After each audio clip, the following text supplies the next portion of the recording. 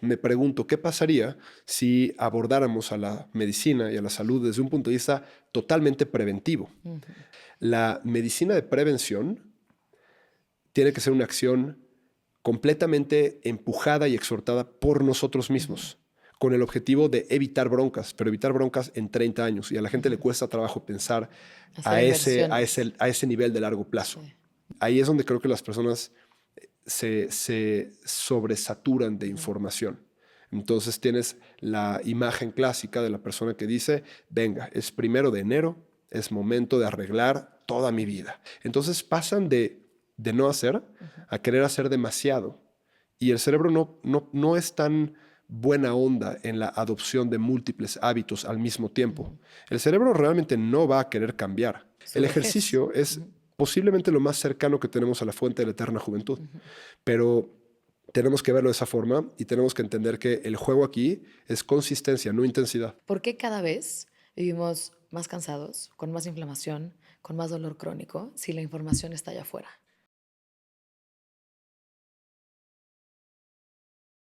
Hoy recibimos a un hombre que está ayudando a cambiar la conversación sobre la salud, el envejecimiento y lo que significa realmente vivir bien. Alan Abruch es neurocientífico especialista en longevidad y es una de las voces más influyentes en Latinoamérica en temas de salud preventiva y neurociencia aplicada al rendimiento humano. Él está formado en el King's College London, ha dedicado su trabajo a traducir ciencia compleja en herramientas prácticas y accionables que transformen la manera en la que vivimos, pensamos y cuidamos nuestro cuerpo y nuestra mente. Él es fundador de SUD, que es una red de clínicas especializadas en rehabilitación y manejo del dolor crónico, donde integra biomecánica, neurociencia y tecnología para ayudar a las personas a recuperar funcionalidad y, por supuesto, calidad de vida. Pero lo más poderoso de Alan no solo es su conocimiento científico per se, sino la manera en la que conecta la salud con algo mucho más profundo, nuestra capacidad de tener energía, claridad mental y una vida con propósito. Hoy vamos a hablar sobre neurociencia, sobre el dolor crónico, sobre prevención y qué está pasando hoy con nuestros cuerpos y cerebros en un mundo que constantemente nos desconecta de ellos. Alan, qué gusto tenerte acá. Un placer, Marión. Feliz. A mí me gustaría abrir este episodio, Alan, con, tienes muchísima data científica, ¿no? Tienes datos, estudios. ¿Qué es algo que están arrojando los datos que se está pasando desapercibido en el mundo de la salud en general? ¿Cuál es el foco rojo que dices, aquí está la alarma? Híjole, es una pregunta que la podría contestar de muchas formas, pero la voy a tratar de contestar de la forma más simplista Ujú. posible.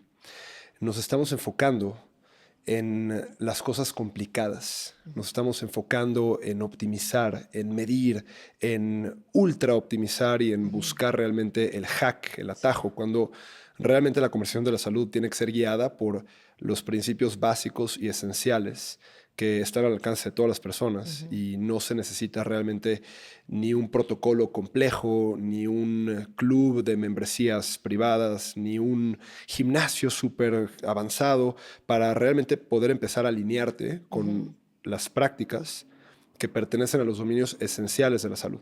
Sí. Y estos dominios realmente son la base. Ujú. Moverte, Ujú. tener una nutrición balanceada, principalmente basada en muchas frutas y verduras, llegar a los mínimos necesarios para que el cuerpo funcione bien, tener una buena gestión del estrés, entender que a veces menos es más, cuidar el sueño, tomar agua Ujú.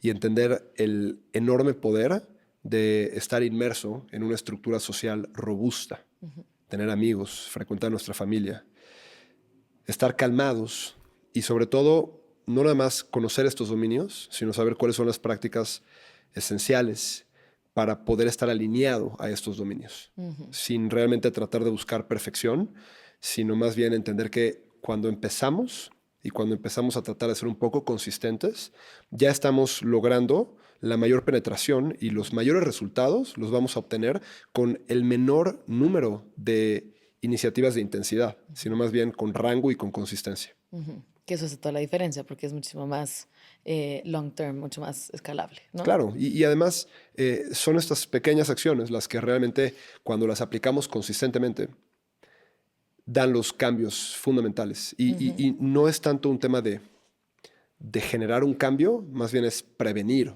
un desenlace. Ahorita, si nos ponemos a analizar cómo es la salud de una persona de 45 años promedio, pues tenga buenos hábitos o no tenga buenos hábitos, no es tan mala porque realmente la juventud está muy de su lado. Pero si nos ponemos a analizar cómo es la calidad de vida y la autonomía y la imagen de salud de la persona promedio de 75 años, no es tan buena como nos gustaría que fuera. Y la realidad es que una persona de 75 años, de 80 años, que de pronto quiere hacer cambios que gestionen quizás problemas que se llevan cocinando 30 o 45 años, es muy difícil. El infarto que le da al señor de 67 años se empezó a cocinar en sus 30s. El proceso neurodegenerativo de la señora que le diagnosticaron con una demencia no específica o un déficit cognitivo o un Alzheimer's a sus 70 años se empezó a cocinar a sus 30s.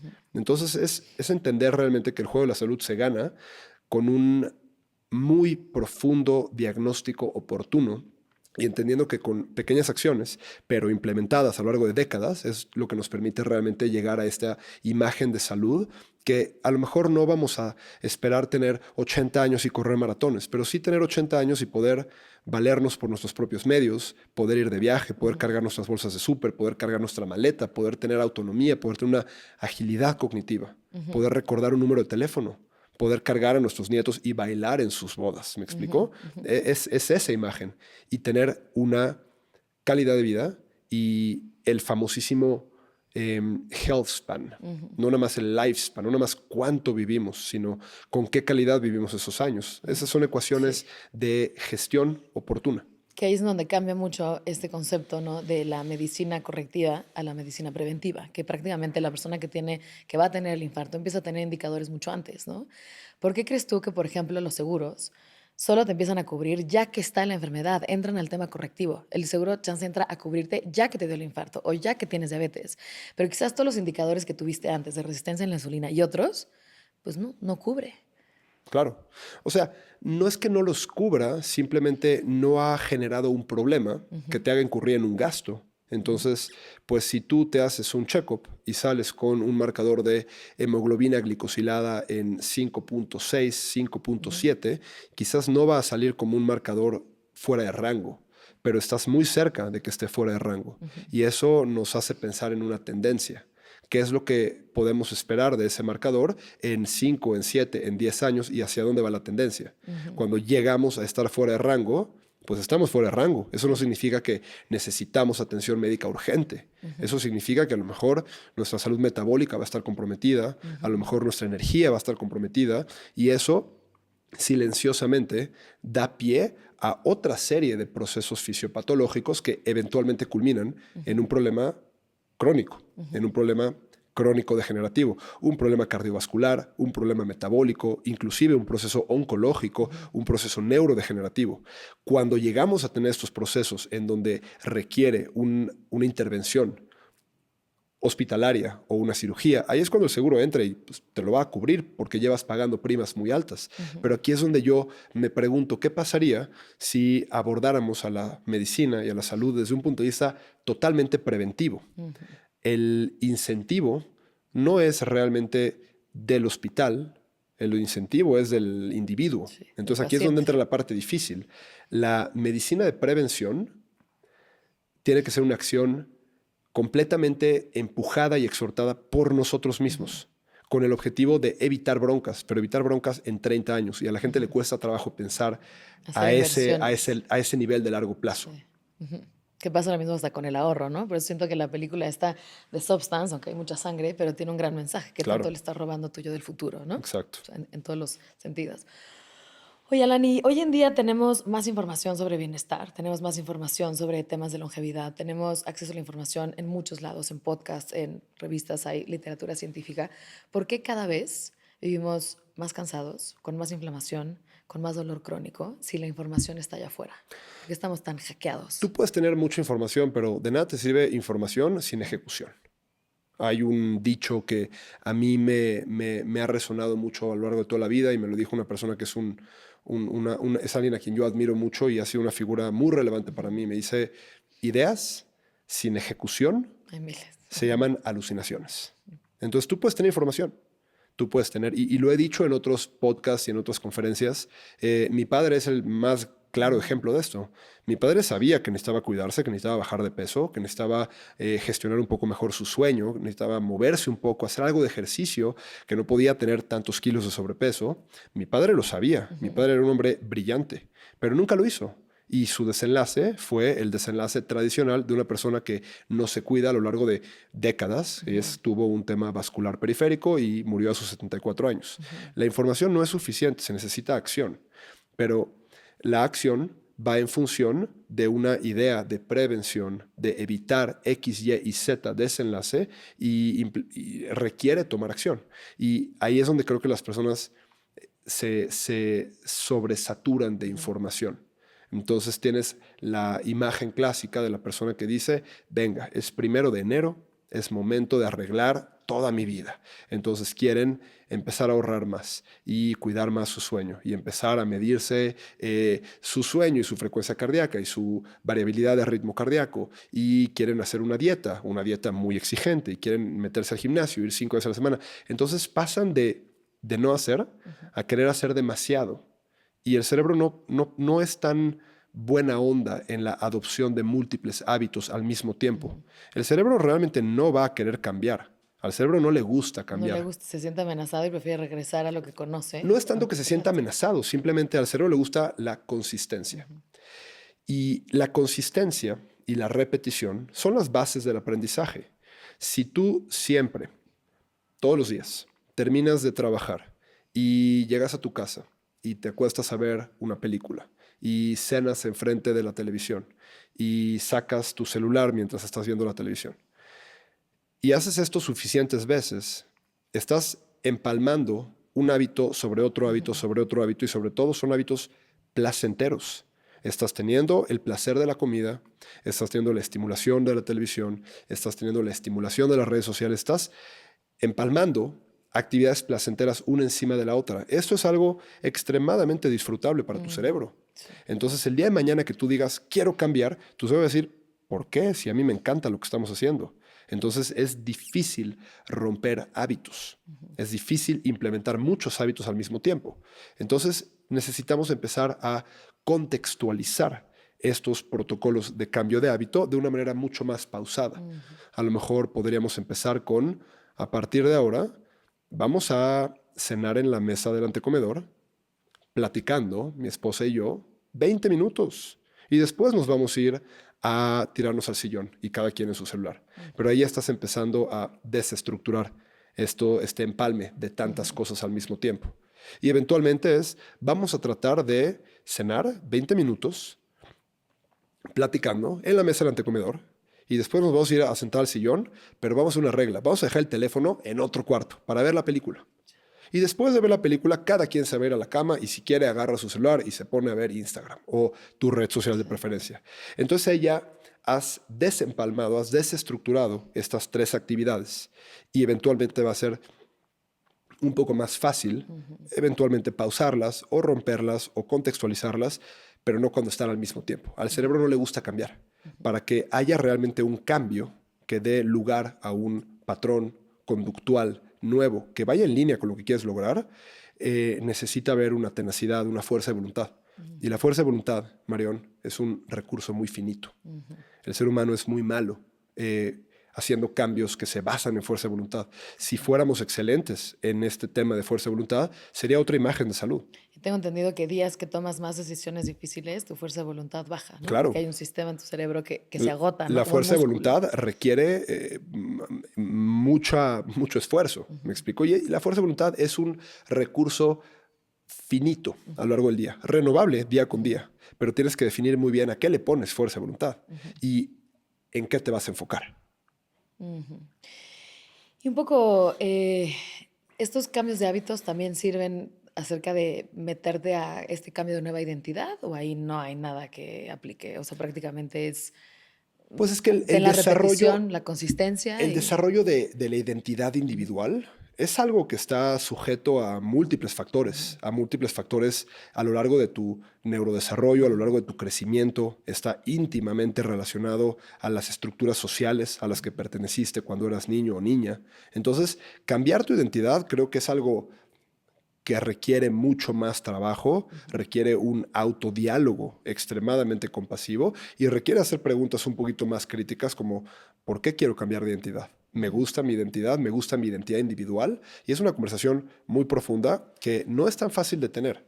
Ahí yo argumentaría que a lo mejor un buen proceso de terapia con un psicoterapeuta especialista en terapia cognitivo-conductual puede entretener esa conversación. Sí. Pero no creo que es necesario que la gente quiera cambiar de identidad para adoptar Cambiar hábitos nuevos nuevos, hábitos. ¿no? Para adoptar ciertos hábitos que a lo mejor van a, en el largo plazo, sí, evitar una bronca, pero en el corto plazo, darte un poco más de energía, darte un poco más de claridad. Si tú tienes un hábito de, pues es que yo llego a la casa y después de que ya bañamos a los niños, los acostamos y cenamos tarde y después vemos una película y me duermo a las 11:30 de la noche, 12 de la noche y me levanto a las 5:30 de la mañana, 6 de la mañana, si tú haces pequeños ajustes en tu rutina y lo haces en pareja, en donde dices, vamos a hacer un esfuerzo para dormirnos una hora antes, un capítulo menos de Netflix, ¿sí? Nada más. Pero deliberadamente y entendiendo que esto, si se hace consistentemente, va a dar enormes cambios. Y en lugar de dormir 5 horas y media, empiezas a dormir 6 horas y media, al día siguiente vas a tener más energía. Al día siguiente vas a enfrentar tu día con una mayor claridad mental, con una mejor regulación emocional, inclusive con una mejor regulación metabólica. Cuando una persona duerme poco, su regulación metabólica, la forma en la que tiene este food noise, estas ganas de comer, esta búsqueda de comida, estos procesos de saciedad, van a cambiar. Entonces, un hábito puede impactar positivamente a otros. Por eso no hay que empezar con 1000 cosas a la vez. Si una persona empieza con algo y dice, voy a empezar con lo más fácil del mundo, quiero dormir un poco más, porque este es algo que si tú agarras a 100 personas que no duermen tanto y les dices, ¿te gustaría dormir un poquito más? 100 de 100 te van a Sí. decir, por Todo el supuesto mundo que levanta la sí, mano, me claro. encantaría. Es mucho más difícil agarrar a 100 personas y decirles, oigan, ¿a quién les gustaría ir 1 hora y media al gimnasio? No todos van a levantar la mano. Sí. No es tan necesario, es más difícil. Pero si tú le dices a 100 personas, ¿a quién les gustaría dormir un poquito más y un poquito mejor? Todos van a levantar la mano. Y si tú empiezas a dormir una horita, horita y media más, todo cambia. Y estás haciendo algo que no nomás protege a tu cuerpo, protege a tu cerebro, te da un filo cognitivo al día siguiente que te permite tomar mejores decisiones. Y eso va a impactar cómo entrenas, tu metabolismo, las decisiones que tomas, la frialdad o la agudeza cognitiva, agudeza, Tu sharpness, tu ¿no? sharpness, con la que enfrentas los Tu problemas del día habilidad siguiente, tu cognitiva. habilidad. Entonces, son cosas muy simples. Hay que escoger una y hay que implementarla y hay que repetirla y hay que repetirla y hay que repetirla muchas veces hasta que eventualmente este nuevo patrón conductual se vuelve un hábito, se vuelve algo que tu cerebro ya está esperando. Entonces es muy fácil hacer un patrón conductual que tu cerebro lo está esperando, tu cerebro lo Sí. quiere, tu cerebro le gusta la consistencia, identifica patrones y se adapta ante esos patrones. Si tú pudieras seleccionar como un hábito, que es el como más importante, el que desencadena muchas cosas positivas de salud, ¿cuál sería? ¿Sería el descanso? ¿Sería la alimentación? ¿Sería vivir en comunidad y no en soledad? ¿O cuál escogerías? Es una pregunta difícil, pero me inclino a hablar del sueño, me inclino a buscar una estructura robusta social. Mucha gente se iría por temas a lo mejor más básicos como hacer ejercicio o comer mejor. Y si bien son dominios extremadamente esenciales de la salud, creo que los efectos cascada y los efectos en múltiples dominios de dormir más y de tener o buscar una inmersión social más robusta, particularmente en tiempos actuales, Sí. en donde hay una separación tremenda entre las personas y sus círculos sociales, creo que es lo que más impacto va a generar. Oye, Alan, y también un tema que me fascina es este tema del dolor crónico, ¿no? Cada vez creo que vamos descubriendo dolores crónicos en el cuerpo, desde la postura, la forma en la que nos sentamos, cómo estamos trabajando, ¿no? Parte de la enfermedad moderna, por así llamarla, que tenemos, ¿no? que quizás puedes estar tiempo en el coche y no usas la bici para ir a trabajar, ¿no? Ese tipo de cosas. ¿Cuáles han sido las cosas que te han fascinado de tus investigaciones, de tus findings, de tus encuentros, lo que es Hallazgos. hallazgos que has tenido acerca del dolor crónico? Si tú analizas la literatura en el contexto del dolor crónico, a ver, primero definamos qué es el dolor crónico. El dolor crónico no hace alusión a un nivel de intensidad, hace alusión a una duración a lo largo del paso del tiempo. El dolor crónico es un dolor que aparece y no se quita y perdura a lo largo del paso del tiempo. Depende qué artículos leas. Hay algunos investigadores que determinan el dolor crónico cuando persiste por más de 3 meses. La nomenclatura ha cambiado un poco. Ahora se identifica como un dolor que persiste por más de 1 mes. El tema con el dolor crónico es que, uno, es multifactorial. Hay un componente histológico, hay un componente de tejido, hay un componente en donde mi espalda, si yo hago una resonancia magnética, a lo mejor voy a encontrar una alteración estructural, un daño en tejido. Vamos a llamar una hernia de disco. ¿Sí? Una hernia de disco L4, L5. ¿Es de las más comunes? Es de las más comunes, que de hecho es muy interesante, pero el dolor de espalda no específico, al decir no específico o idiopático, significa que no hay una causa aparente. Porque es muy simple la ecuación cuando alguien llega y te dice, oye, me duele la espalda. ¿Por qué? Porque me caí de la bicicleta. Ah, bueno, Claro. es muy fácil. Vamos a ver ese trauma. Te Sí. caíste de la bicicleta, te pegaste en la espalda, te lastimaste la espalda, hay que ver qué se lastimó. Y entonces hay que echar a andar un proceso rehabilitativo para restaurar la integridad del tejido. Fácil. Sí. El problema es cuando no hay una causa aparente o cuando es no específico, cuando es idiopático. Es no te pasó nada, no te lastimaste, no te pegaste y te empezó a doler la espalda. ¿Sí? Y empezó como un dolorcito un día y dijiste, ah, caray. Y el día siguiente dolió un poquito. Y de pronto se quitó por 3 días, pero de pronto regresó. Y de pronto se quitó, pero de pronto regresó. Y de pronto un día te quedaste atorada. Y te tomaste unos analgésicos y unos antiinflamatorios y bajó. Y de pronto unos días después y así. Y de pronto ya eres la persona que tiene dolor de espalda. ¿Sí? Cuando estamos hablando de dolor de espalda no específico, es la tercera causa más común de visitas al médico a nivel mundial. Causa número 1, infecciones en vías aéreas. Gripas, Influenza. COVID, influenza, hasta neumonías. ¿Sí? Temas en vías aéreas. Causa número 2 más común de visitas al médico a nivel mundial, temas gastrointestinales. Infecciones gastrointestinales, enterovirus, diarreas. El tipo de comida también, ¿no? Seguramente Sí, está relacionado. todo este tipo de condiciones asociadas al estómago. Causa número 3 más común de visitas al médico es dolor de espalda. Entonces, el dolor crónico no es algo a lo que le tenemos que tener miedo, es algo que tenemos que entender. Sí. Y entender al dolor, en este ejemplo, el dolor de espalda, como meramente el resultado de un daño en algún tejido en la espalda, es muy reductivo.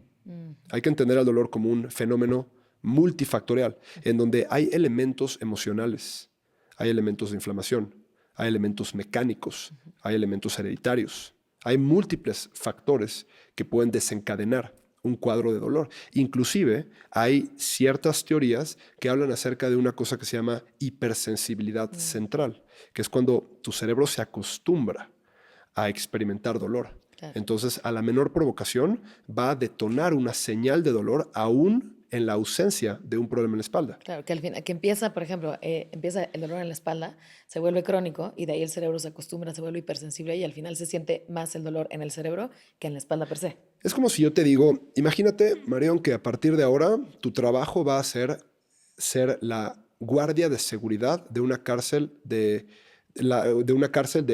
máxima seguridad, ¿sí? Y vas a estar en la torre de vigilancia y vas a estar con el faro alumbrando, ¿no? Sí. Entonces tú llegas a tu trabajo y estás a punto de tener el turno de la noche y tu chamba es estar revisando que no haya movimiento en la noche. Pero antes de tu turno te dicen, oye, por cierto, las últimas 3 veces que se fugaron por esa esquina, ¿sí? Entonces tú llegas a tu trabajo. ¿Y a dónde vas a alumbrar más? Allá, a esa esquina. Sí, y le vas a poner protección. Ya metieron un sesgo en tu forma de pensar. Te dijeron que por ahí se están escapando. Entonces, el 90% del tiempo que alumbres esa linterna, lo vas a estar echando a esa esquina. ¿Sí? A ti no te ha pasado. Nadie se ha fugado de la cárcel bajo tu guardia, pero ya sabes que por ahí se escapan. Entonces, ahí vas a poner atención. El dolor es un mecanismo evolutivo altamente relevante para el cerebro. El dolor no es el enemigo, el dolor es un mecanismo que le avisa al cerebro que algo anda mal. Sí. Entonces, por supuesto que si hay dolor, el cerebro le va a echar toda la atención a esa zona. En este momento, tú estás platicando conmigo y estamos hablando de múltiples temas. Si yo ahorita dirijo tu atención a cómo se siente el respaldo de tu asiento y la presión contra tu espalda, ahorita tu cerebro empezó a manifestar esa sensación. Empezó a manifestar de manera consciente. La palabra técnica es, empezó a integrar en conciencia la sensación del respaldo contra tu espalda. Pero hace un minuto no estabas pensando en ello, No dado estás que lo consciente dije. de eso. Entonces tu cerebro estaba ignorando ese estímulo. El cerebro ignora múltiples estímulos para poder permitir una atención deliberada a algo en particular. Si yo traigo a colación algo muy puntual como la sensación de tu respaldo, tu cerebro empieza a concentrarte en eso, porque acabo de traerlo a colación. Sí. El dolor es algo muy relevante para el cerebro. Cuando una persona siente dolor de manera consistente, de manera regular, el cerebro siempre va a estar echándole ojo a eso. Entonces, un tratamiento adecuado para el tratamiento de dolor crónico tiene que contemplar todas estas variables. Hay que permitirle al cerebro el desaprender a sentir dolor. Y por supuesto, hay que abordar también los otros factores. Uno de estos factores y de los más importantes y de las causas más comunes de la prevalencia del dolor de espalda es, en gran parte, elementos o compuestos mecánicos. El cuerpo interactúa cargándose a sí mismo, moviéndose, en un entorno con gravedad en donde hay un pool descendente. El cuerpo necesita cierto nivel de mantenimiento, se nos olvida, pero la columna vertebral es una columna. Sí. Y las columnas cargan peso. Y la columna del ser humano es una estructura increíblemente resiliente, en donde las vértebras y los discos y las diferentes estructuras y ligamentos interespinosos y músculos van a trabajar de manera muy armónica para facilitar este proceso de carga. Sin embargo, se necesitan cumplir ciertas reglas. Una de estas reglas es que la zona lumbar necesita tener una curva hacia adentro.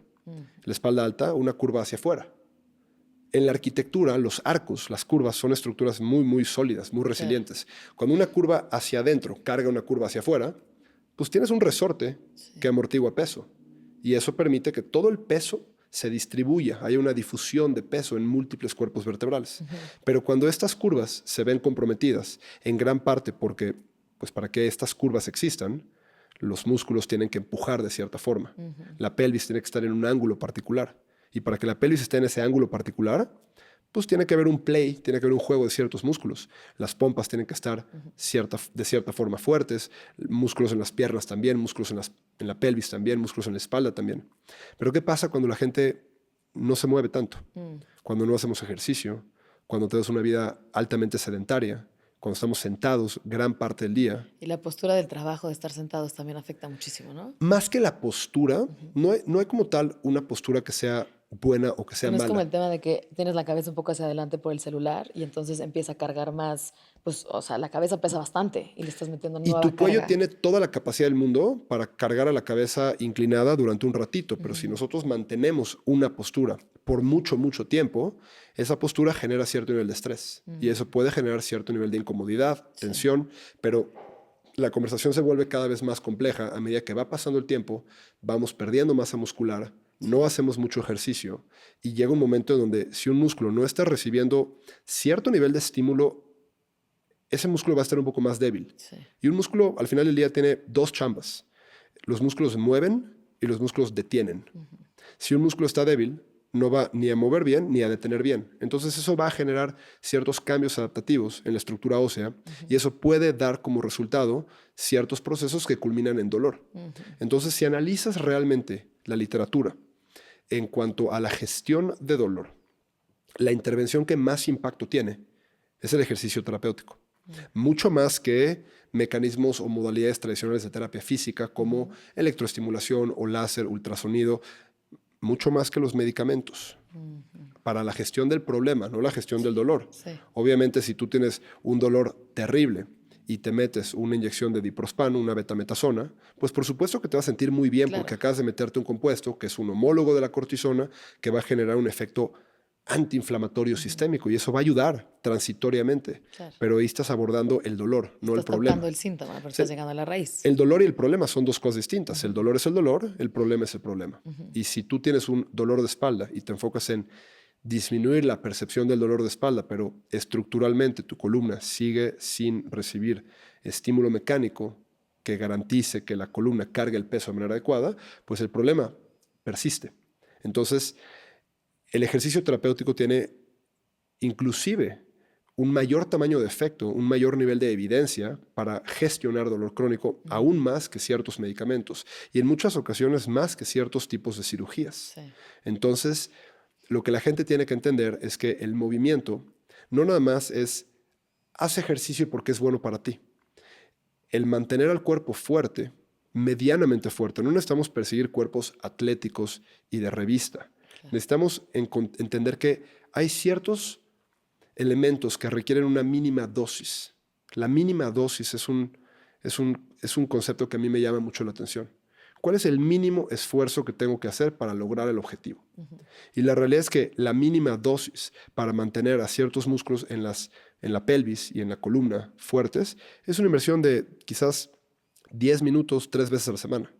Pero necesitamos tener Esa frecuencia, información, ¿no? esa frecuencia y esa convicción de hacerlo. Sí.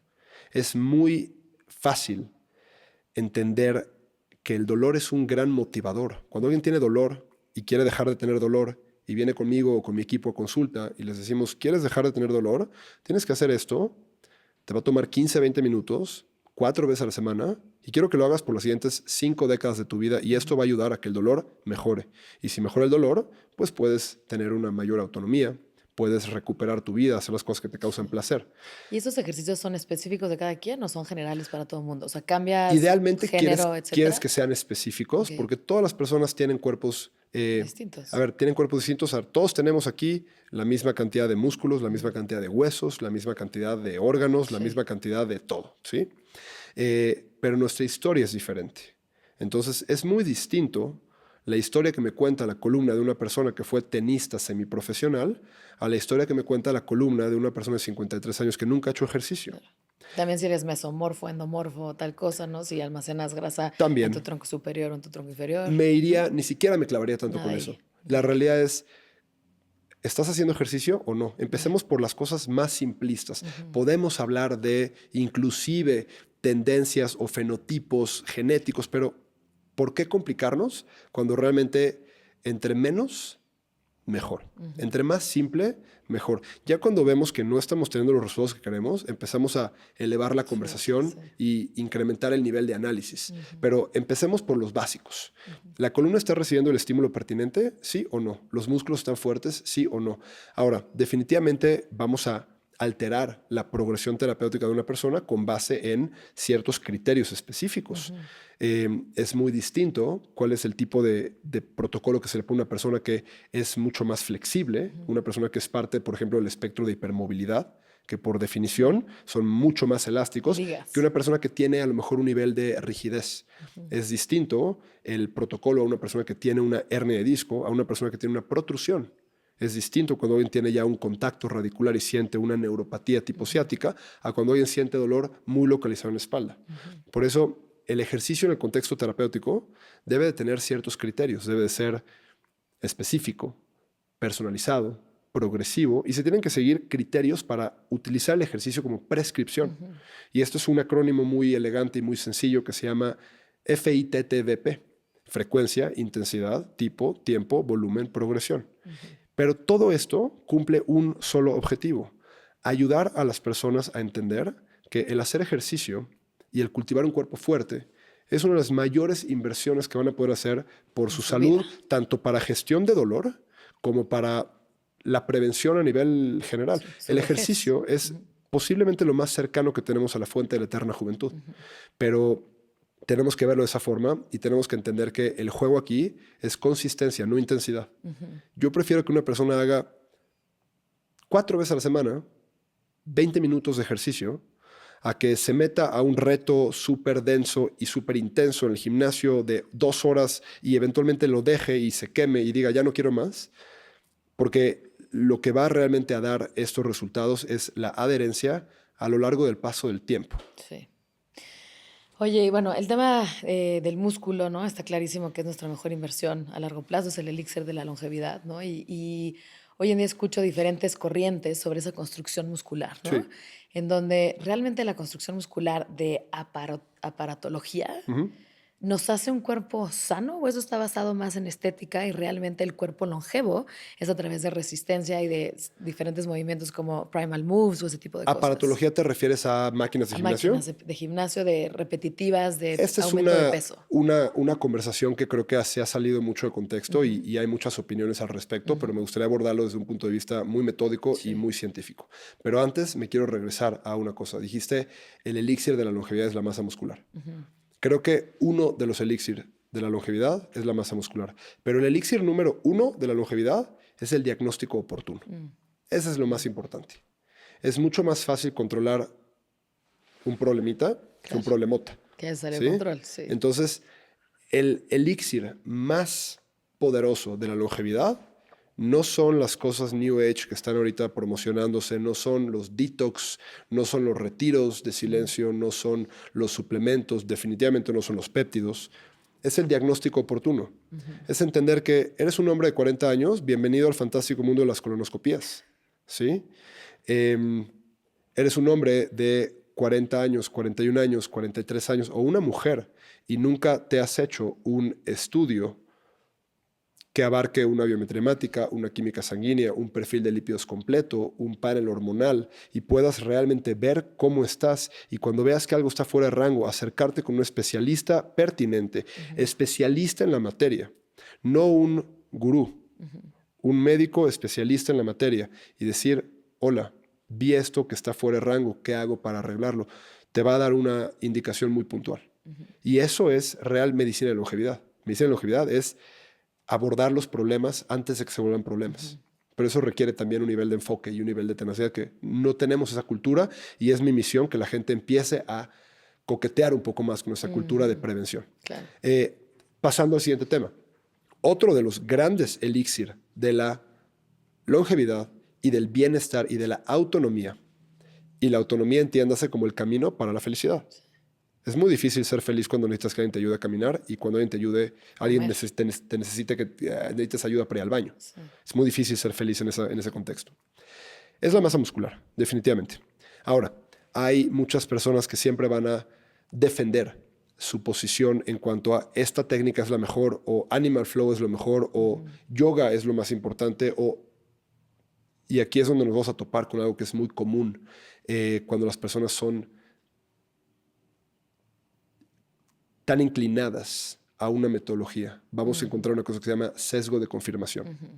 El sesgo de confirmación es algo muy común en ciencias y muy común también a nivel poblacional. En todo lo que hacemos. En todo ¿no? lo que Mucho, hacemos. sí. Vamos a encontrar un argumento que valide el por qué estamos haciendo lo que hacemos o el por qué lo que decimos tiene bases. ¿Sí? Y esto tiene mucho que ver con una cosa que se llama efecto Dunning-Kruger. El Dunning-Kruger effect es muy interesante y es básicamente una curva en donde, en palabras muy simples, argumenta que entre menos sabemos de un tema, más pensamos que sabemos de ese tema. Entre Son los más 4 niveles de competencia, ¿no? También. Cuando no correcto. sabes nada, ¿no? Piensas Cuando que no sabes sabes nada, bueno. piensas que sabes mucho. Claro. Entre más empiezas a empaparte de la materia, más te das cuenta que hay un no mundo tienes ni que no idea. conoces. ¿sí? Sí. Entonces, yo tengo un posgrado en neurociencias clínicas. Si me preguntas, ¿qué tanto conoces de neurociencias clínicas? Mi respuesta va a ser 1%. Sí. ¿Me explicó? Todo el mundo de investigación, de información que todavía Y hay. llevo Claro. muchos años en esto y he estado en laboratorios y he estado con grandes investigadores y realmente creo que estoy apenas empezando a empaparme. Pero hay muchas personas que de pronto se popularizaron las neurociencias y ahora ya todo el mundo es neurocientífico porque toman un curso de una semana. Y les encanta hablar de dopamina y de reprogramación y de bla, bla, bla, bla, bla, que en sí es mucho más simple la conversación. Sesgos de confirmación van a existir. Pero ¿qué es lo que dice la evidencia?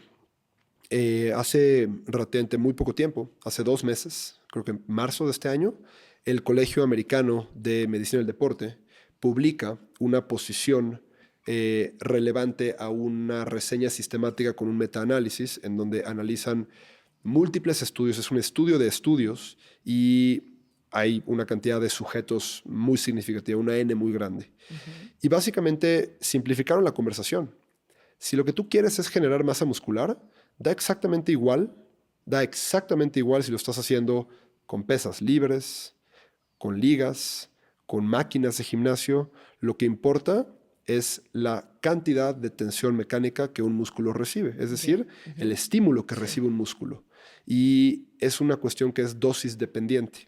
Entre más estímulo reciba el músculo, más veces por semana, Más llegando crece. a un número al menos de 10 a 12 sets por grupo muscular por semana, considerando que tienes los sustratos energéticos adecuados, considerando que tienes la cantidad de proteína adecuada y el sueño adecuado, ese músculo va a crecer. ¿Por qué la gente se frustra? En muchas ocasiones porque no llegan a la dosis. Porque si tú entrenas un grupo muscular un día a la semana, 4 sets no son 10 a 12. Claro. Y cada set no nada más es hacer un set de 8 repeticiones o 10 repeticiones o 12 repeticiones, sea con liga, sea con máquina, sea con peso libre, sea en Animal Flow o cualquiera de estas metodologías que existen que son un poco New Age en realidad, pero da igual, si ese set no está realmente exponiendo al músculo a un nivel de tensión equivalente al menos al 80 a 90% del punto máximo de falla de ese músculo, ese set no tiene la intensidad suficiente, es decir, la tensión mecánica suficiente y relevante para detonar un proceso de crecimiento muscular. Entonces, es muy distinto entrenar por tu cuenta, como siempre has entrenado, cuando a lo mejor te dedicas a algo que no es fisiología y desarrollo de masa muscular, ¿me explicó? Sí. A acercarte con un especialista para que te ponga una progresión con la intensidad adecuada, con la dosificación adecuada, con la progresión específica que tú necesitas para lograr lo que estás buscando. Y va a ser un protocolo de entrenamiento muy distinto si una persona quiere incrementar fuerza o incrementar masa muscular o incrementar potencia o tonificar más el cuerpo y quemar un poco más de grasa. Son entrenamientos distintos. Entonces, aquí la conversación es, acércate a un especialista que te ayude a desarrollar un plan en torno a lo que quieres lograr. Pero, en pocas palabras, de no hacer ejercicio, a hacer el tipo de ejercicio que quieras, haz el tipo de ejercicio que quieras. Eso va a ser mucho más impactante que no hacer nada, ¿no? Entrena con la metodología que quieras, aunque sean 10 minutos. Ya si quieres tú enfocarte en un protocolo que te ayude a maximizar el desarrollo de masa muscular y eso te permita accesar a todos los beneficios, múltiples beneficios, que van más allá de te ves bien y estás fuerte, sino realmente tienen que ver con mineralización ósea y prevención de osteopenia y osteoporosis, salud cardiovascular, regulación metabólica, mejoría en tejido endotelial, la parte de adentro de las arterias, mejoría cognitiva, función inmune, función hepática. El ejercicio va a impactar todas estas verticales. Y es cierto que un poco parte de la nueva medicina está basada en el músculo, o sea, que el músculo impacta el tema cognitivo. Se ha popularizado este principio, pero en realidad siempre ha estado ahí. O sea, y sí es cierto. Claro. Sí es el famoso Muscle Centered Medicine, ¿no? De medicina enfocada el Muscle Centered músculo. Medicine, claro, es un término nuevo.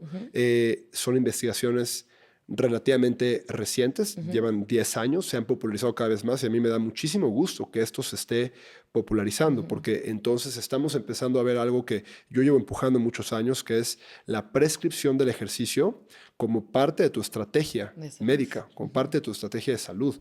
Yo espero llegar a ver el día en donde tu oncólogo te prescribe ejercicio, tu internista te prescribe ejercicio, tu endocrinólogo te prescribe ejercicio, tu ortopedista te prescribe ejercicio, porque el ejercicio va a impactar el outcome de todas estas condiciones.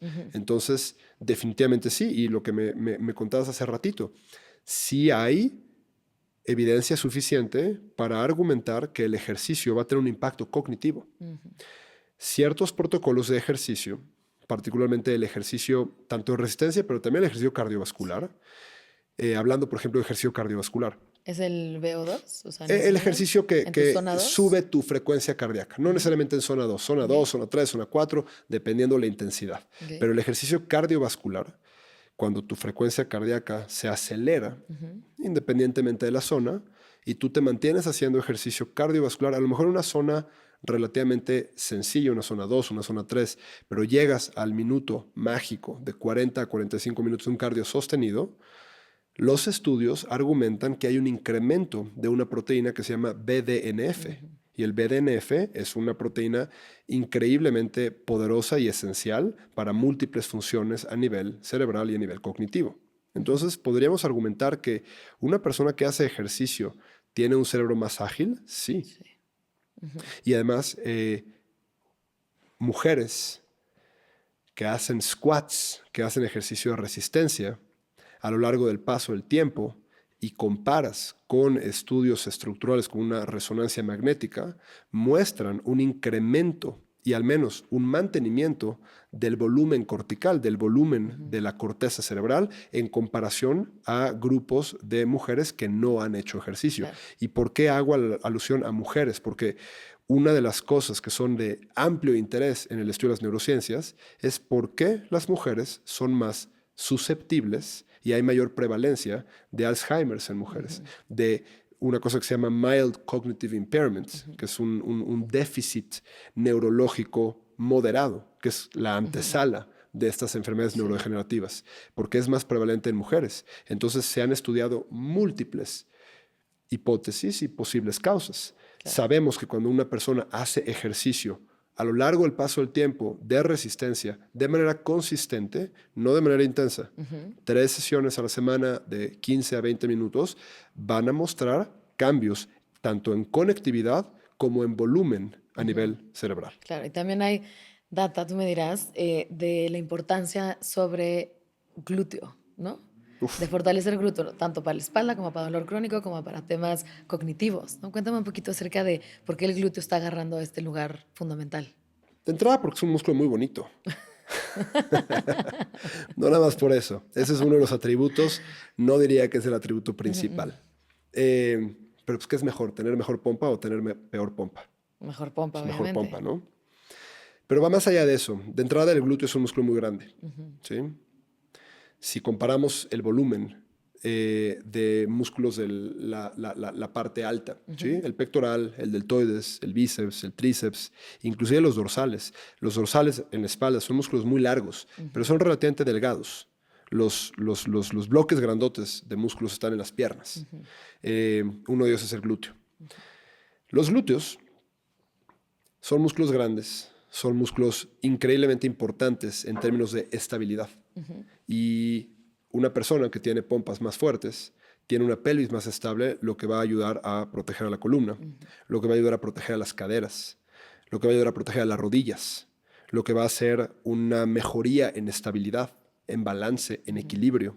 Eso se asocia con menor riesgo de caídas. Una persona que tiene a lo mejor ya 60, 70, que posiblemente tiene un nivel de disminución de mineralización ósea, a lo mejor osteopenia, a lo mejor osteoporosis, que sufre una caída. Esa caída potencialmente puede culminar en una fractura. Sí. Y esa fractura culmina en una cirugía. Y esa cirugía culmina en una rehabilitación en donde la persona no se va a mover por 2, 3 meses. Y una persona de 60, 70 años que no se mueve por 2, 3 meses va a perder mucha masa muscular. Y cuando hay una pérdida de masa muscular, hay un impacto en función inmune, hay un impacto en estado de ánimo, hay un impacto en autonomía, hay un impacto en yo era una persona normal y ahora necesito que me ayuden. Eso deprime a las personas. Claro. Y todo esto en conjunto te acerca a una salud más limitada. Entonces, mejor pompa, más estabilidad, menor riesgo de caída, evitas eso. Más pompa, un músculo más fuerte, mayor protección a cadera, mayor protección a columna, mayor protección a rodilla, menor chance de desarrollar osteoartrosis o desgastes articulares, mayor capacidad de hacer ejercicio, mayor capacidad de hacer ejercicio, todos los beneficios que estamos hablando. Entonces, de donde lo veas, hay un efecto sistémico en donde el glúteo es importante. Los glúteos son importantes, pero no necesariamente son más importantes que otros músculos. Definitivamente para estabilidad articular es esencial. Para protección de columna es esencial. Para autoestima es esencial también. Oye, Alani, cuéntame un poquito también acerca de la data científica, de lo que arrojan las investigaciones también con la meditación, la respiración, temas de mindfulness, en longevidad, en performance cognitivo y en dolor. ¿Qué se sabe? Se sabe mucho. El mindfulness es una técnica que ha sido profundamente estudiada y ha dado resultados estadísticamente significativos, hablando, por ejemplo, de gestión de dolor. Recordemos que el dolor es multifactorial y hay un componente emocional, hay un componente de creencias, hay un compuesto o un término que se llama catastrofismo y hay otro que se llama hipervigilancia. Cuando estamos constantemente pensando en el dolor, podemos inclusive desarrollar algo que se llama pensamientos recurrentes automáticos o pensamientos intrusivos automáticos. Y si hacemos alusión a la teoría de Aaron T. Beck, el padre de la psicoterapia cognitiva conductual, vamos a recordar que él postuló una línea de pensamiento que se llama la tríada de Beck. Y la tríada de Beck es la explicación, una de las explicaciones, en mi opinión, más interesantes acerca del modelo de depresión. Y uno de los factores son estos pensamientos negativos automáticos, Negative Automatic Thoughts, los NATs, ¿no? Cuando una persona tiene dolor y está constantemente pensando en el dolor, constantemente teniendo miedo al dolor, esto va a hacer que se mueva menos. Esté hipervigilante. Entonces, si me muevo menos, no me duele, pero si me muevo menos, hay menos estímulo. Y si hay menos estímulo, no hay realmente mucha activación. Y sin activación, los músculos se hacen cada vez más débiles y entramos en este círculo vicioso. En gestión de dolor hay una técnica que se llama PNE. PNE es Pain Neuroscience Education, en donde no realmente es una intervención terapéutica hands-on. Es un tema completamente mental, en donde las personas empiezan a tratar de entender al dolor, entenderlo como un mecanismo de alerta, no como un enemigo, en donde hay ciertas técnicas de meditación, ciertas técnicas de relajación, ciertas técnicas inclusive no necesariamente de hipnosis, pero parecido, y múltiples estudios han encontrado que las personas que implementan este proceso de PNE tienen una reducción en múltiples marcadores de cuestionarios que estudian el dolor, como por ejemplo hay un cuestionario que se llama Tampa Scale of Kinesiofobia, el cuestionario de Tampa de kinesiofobia, de miedo al movimiento. Hay un cuestionario que se llama Eurocol, hay un cuestionario que se llama SF36, que evalúa calidad de vida. Sí. Los marcadores de personas que utilizan estas técnicas como mindfulness, como PNE, aún en la ausencia de mecanismos intervencionistas de biomecánica, de terapia física, de farmacología, tienen mejoría en sus marcadores, en estos múltiples cuestionarios. Hay un cuestionario que se llama Oswestry Disability Questionnaire, el cuestionario de disabilidad de Oswestry. Son mediciones, son cuestionarios homologados que se utilizan en investigación y las personas que utilizan estas prácticas tienen mejor performance y mejores marcadores, aún en la ausencia de mecanismos más lineales como un analgésico o un relajante muscular o inclusive una sesión de terapia física. Mira. Entonces, ¿por qué no utilizar todo el arsenal que tenemos? Claro. ¿Por qué no sí utilizar un protocolo de fortalecimiento estructural a través del ejercicio terapéutico dosificado, específico, progresivo, además de estas técnicas? Definitivamente la meditación, el mindfulness son herramientas fantásticas y yo exhorto a que todas las personas empiecen a coquetear con ellas de alguna manera. No quieres irte a un retiro de silencio a meditar por 20 horas en el bosque, no necesitas hacerlo. Agarra tu aplicación de YouTube, pon meditación de 5 minutos para conciliar el sueño, ponte unos audífonos y sigue las instrucciones. Además, siento que hay un tema muy interesante que hay personas, todo el mundo conecta de una forma distinta en esos estados meditativos. Hay gente que es a través de la música, hay gente que es a través del canto, del baile, otros que están corriendo, otros que están en contacto con la naturaleza. Entonces, que sea prueba y error de saber tú cómo te provocas entrar en esos estados meditativos. Porque no hay una regla para todo el mundo. No y sentarte creo que la mentira un poco de que meditar es sentarte y no pensar en nada. No, la acción natural de tu cerebro es pensar. La diferencia es si activas el observador y el observador ve tus pensamientos, ¿no? Que eso es lo que realmente marca un estado meditativo. Y es también un tema de atención deliberada, que es algo que hemos perdido. Y hemos perdido la práctica y la capacidad de enfocarnos deliberadamente, de manera prolongada, en un solo estímulo. Entonces, Volvemos al ejemplo de estoy cenando, mientras veo la tele, mientras medio platico, mientras estoy en Instagram. Sí, Entonces estoy claro. haciendo miles de cosas y eso es muy cansado para el cerebro. Claro. Ese break que tú piensas que te estás dando de tu trabajo y te vas a dar 20 minutos de Instagram para relajarte, no hay nada más alejado de la Agota. realidad, porque no estás realmente viendo un stream consistente de una temática. Si tú estuvieras viendo fotos de perritos, fotos de perritos, fotos de perritos, ok, tu cerebro está enfocado en ver fotos de perritos. Pero así no funciona el algoritmo No de Instagram. estás. Estás viendo fotos del hijo de una amiga, fotos de un perrito, Una fotos de la noticia guerra, durísima. fotos de una noticia durísima, fotos de una tragedia, fotos de un incendio, fotos de un perrito, fotos de un amigo, un anuncio que te quieren vender algo, una persona que te dice que esto es lo peor que puede hacer por tu salud, otra cosa que te dice que esto es lo mejor que puede hacer por tu salud. Son múltiples temas y le estás dando atención quizás 2, 3 segundos por publicación máximo. Claro. Tu cerebro está registrando todo esto Tantos y estímulos. está tratando de utilizar todo el bagaje de información que tienes en tu antecedente y en tu memoria para hacer sentido de lo que está viendo. Sí. ¿Sí? El- Eso implica un gasto de energía tremendo. El ponerle atención deliberadamente a un estímulo al mismo tiempo que bloqueamos los demás estímulos, eso es una forma de meditar. Cuando una persona se sienta, a ver, no tienes que estar vestido de blanco y sentarte en flor de loto, ¿no? Si tú te sientas en una silla y cierras los ojos, de entrada estás quitándole un input sensitivo que ocupa mucho real estate de tu cerebro.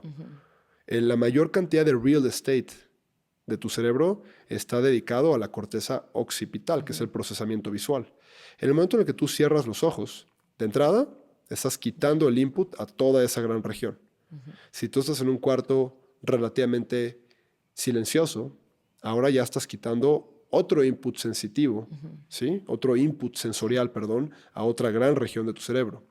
Y si ahora tú te enfocas en voy a respirar profundamente y voy a exhalar profundamente y me voy a enfocar deliberadamente en cómo se siente la respiración en mi nariz, inhalando y contando 1, 2, 3, 4, 5, ahora exhalo 1, 2, 3, 4, 5.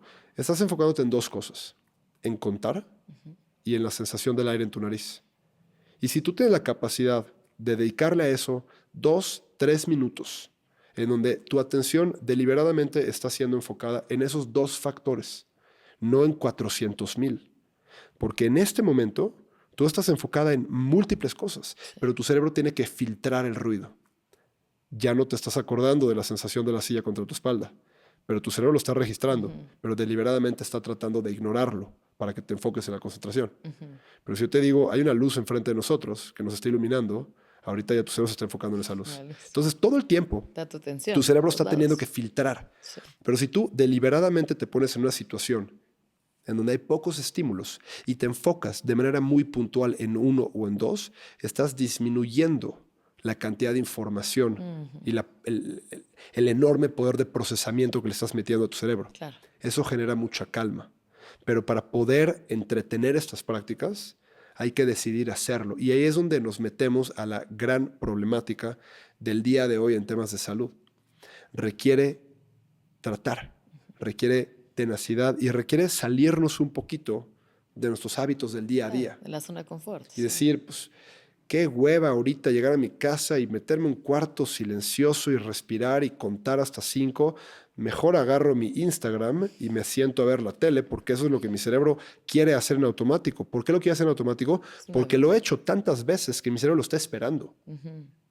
Entonces, este tipo de conversaciones, de iniciativas de salud sencillas, requieren que las tratemos, requieren que las hagamos y que escojamos una y nos enfoquemos en una. Claro. Y una y vas avanzando y luego ya cuando la masterees, la siguiente, ¿no? Oye, Ala, nada más para cerrar.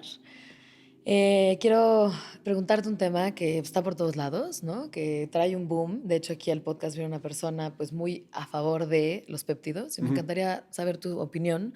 ¿Qué es lo que dice la data científica? ¿Hay algo de información? Todavía no hay suficiente información porque son relativamente nuevos. ¿En dónde estamos parados? ¿Son seguros, no son seguros o qué onda? Hay múltiples tipos de péptidos. En realidad todo es un péptido. Un péptido es una proteína chiquita, ¿sí? Hay péptidos muy estudiados, como la insulina. Cuando una persona se tiene que inyectar insulina porque sufre de un tipo de diabetes, la insulina es un péptido. Cuando una mujer está en un proceso de parto y quieren acelerar el proceso de parto e inducen al parto por medio de oxitocina, la oxitocina es un péptido. Cuando una persona sufre de obesidad y tiene los criterios clínicos para ser tratado con estos nuevos fármacos llamados semaglutidas o tirzepatidas, Ozempic, Mounjaro, Wegovy y los GLP-1s, GLP-1s y los GIPs. El Ozempic es un GLP-1, el Mounjaro es un GLP-1 más un GIP. Que es un GIP, es un polipéptido insulinotrópico dependiente de glucosa. Son medicamentos que tienen montañas de investigación científica detrás, con múltiples estudios multicéntricos, longitudinales. Cualquier persona que no entienda estos nombres o estas palabras es una persona que no tiene por qué hablar al respecto de estos compuestos, pero en realidad esos estudios son estudios que cuestan decenas o centenas de millones de dólares y son robustamente estudiados. Ahora tenemos los péptidos New Age, los nuevos péptidos que prometen millones de cosas. Prometen quema de grasa, prometen hipertrofia muscular, prometen regeneración tisular, prometen mejoría del sistema gastrointestinal, prometen todo, hasta incrementar cognición, hasta acelerar tu metabolismo, hasta optimizar tu sistema inmune. Todas estas promesas que realmente no significan nada, ¿sí? Tú no quieres potenciar la función del sistema inmune, porque si logras potenciar la función del sistema inmune, te va a dar una enfermedad autoinmune. Tú no quieres que tu sistema inmune esté demasiado activo. Pero bueno, esas son cosas que la gente no tiene el criterio para entenderlo. La gente que promueve estos compuestos. ¿En dónde estamos en el mundo de los péptidos? Son sustancias que carecen de información, carecen de evidencia científica, carecen de perfiles de seguridad, carecen de procesos de farmacovigilancia y farmacodinámica. El problema no es que no hagan algo, el problema es que posiblemente hacen algo y no sabemos qué es lo que hacen, cómo lo hacen, en qué poblaciones se van a comportar de manera diferente. No es lo mismo cómo vas a estudiar una molécula o un compuesto en una población oncológica o en una población inmunosuprimida o una población que tiene cuestiones reumatológicas o una cuestión que tiene una población joven que posiblemente puede ser una mujer embarazada. ¿Me explico? Sí. Entonces, sin tratar de entrar de manera tan amplia a la conversación, los péptidos, desde un punto de vista mecanístico, tienen cosas que son atractivas, son interesantes y ameritan un mayor grado de estudio. Sin embargo, el día de hoy no existe la evidencia suficiente en humanos para argumentar su uso. El famosísimo BPC 157, que es el que más se está utilizando, tiene un total de 3 estudios en sujetos humanos. 3 estudios. Con una N de 30 personas máximo. Y todos estos 3 estudios han sido realizados por el mismo grupo de investigación, ¿sí? En Croacia. No han sido replicados, no hay evidencia suficiente en humanos para argumentar su uso. La respuesta es un enorme y rotundo no. Estas sustancias vienen en frasquitos que dicen research only, que están maquilados en China. Claro, que te iba a decir que también la procedencia es un tema, ¿no? La Si procedencia, vienen de China, si vienen de Rusia. no si sabes de vienen dónde son. ¿Qué Si tan hay un puros? problema, si hay un problema, ¿quién responde? ¿Sí? No hay realmente una guía clínica que diga cuánto, con qué frecuencia, con qué dosis, por cuánto tiempo.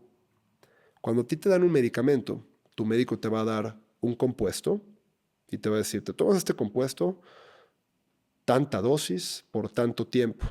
Te va a dar un compuesto, te va a dar una dosis, te va a dar una frecuencia y te va a dar una duración.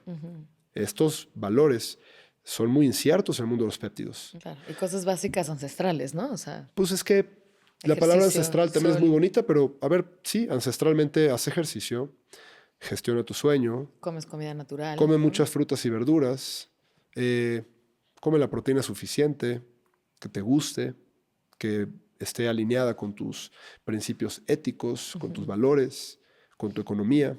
Son las cosas básicas. El mundo de los péptidos desafortunadamente está regido por personas que carecen las credenciales de ciencia para hablar con un profundo nivel de conocimiento y entender que las minuciosidades de la fisiología del ser humano son complejísimas. Claro. Y tú no puedes traducir un hallazgo en ratones a humanos. Entonces, mi recomendación es no caigan, no se dejen engañar, no hay promesas que generan este tipo de resultados milagrosos. Sí, no hay esos atajos, ¿no? Hay que hacer la chamba. Así es. Me encanta. Me quedo mucho con lo que dijiste de que un grado puede cambiar tu destino. El poder de un grado y podemos empezar en cosas chiquitas. No tenemos que ir a lo gigante, ¿no? Cambiar 100 hábitos al mismo tiempo porque eventualmente no va a funcionar. Em, si pudieras dejar un consejo chiquitito, mínimo, o sea, bueno, corto, para quien está escuchando hoy, que no hayas cubierto, ¿cuál sería? Empieza, Listo. empieza, Ya. nada más. No te compliques. Lo que sea que estés haciendo, probablemente ya estás haciendo las cosas muy bien. Empieza a implementar un pequeño hábito que te ayude a mejorar y a ser una persona más estratégica en tu búsqueda de la felicidad. Porque la felicidad empieza con la salud y la verdadera riqueza no tiene nada que ver con el dinero. La verdadera riqueza está fundamentada en salud, en tiempo y en relaciones sociales. Me encanta. Gracias, Alan. Te voy a hacer 12 fire questions. La idea es que contestes una palabra, una respuesta 12 corta. fire questions, 12. venga. ¿Qué te conecta con algo más grande que tú? La música, ¿Qué le pides a Dios, al universo en este momento de tu vida? salud de mi hijo y de mi hija que viene en camino. ¿Algún día te has puesto de rodillas ante la vida y por qué? No sé si de rodillas. Soy una persona que cree fundamentalmente en no hincarse ante nada ni ante nadie en ningún momento. Pero definitivamente he tenido conversaciones con el universo pidiendo claridad y pidiendo tenacidad. Cuando estás en el hoyo, ¿qué haces para sacarte de ahí? Escucho música. ¿Qué experiencia cambió tu vida? El nacimiento de mi hijo. ¿Cuál es uno de los mejores libros que has leído? Recientemente, Notes on Being a Man, de Scott Galloway. Yo sé cuál. Y si me pudiera ir uno más atrás,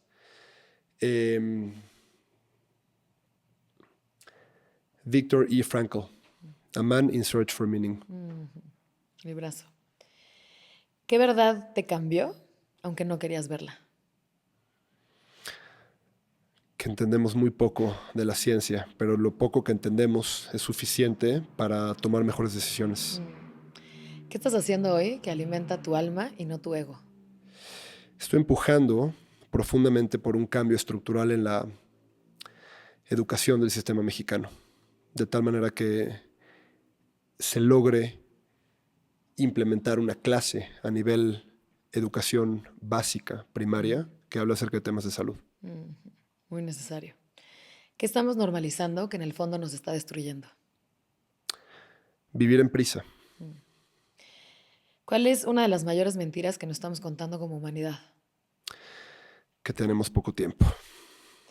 Cuando creas, ¿desde dónde nace tu impulso creativo?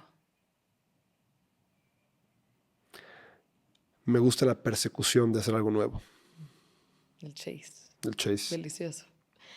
¿Qué parte de ti se activa cuando estás creando?